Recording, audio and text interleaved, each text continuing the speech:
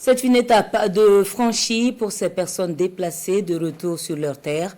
L'heure est à présent aux solutions pour leur réinsertion et c'est ce qui retient l'attention du Comité national de secours d'urgence.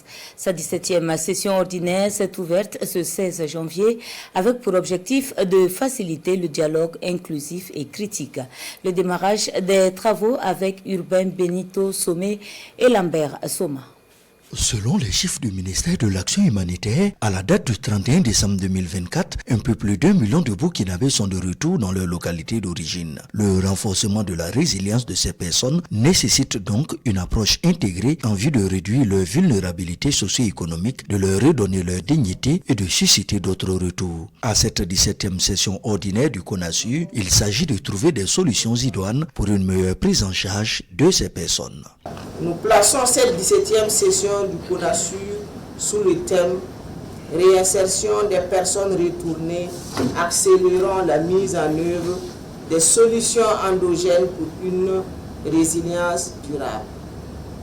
Ce thème est donc une invite à approfondir la réflexion autour des stratégies innovantes et endogènes à mettre en œuvre pour l'autonomisation socio-économique des personnes retournées à travers l'accompagnement à l'autoproduction et ce, dans le but de réduire l'assistanat prolongé.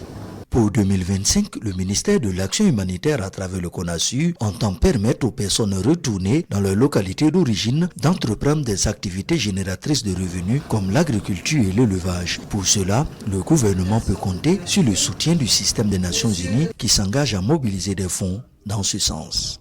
Cette année, de concert avec le gouvernement, nous allons mettre l'accent sur 3 aspects. Le premier, c'est la localisation, c'est-à-dire travailler beaucoup plus avec les structures nationales, locales, régionales, pour favoriser justement des solutions nationales et endogènes. Deuxième, nous allons prioriser la protection des populations en regardant surtout la situation des femmes et des enfants qui représentent entre 55 et 58% des populations déplacées.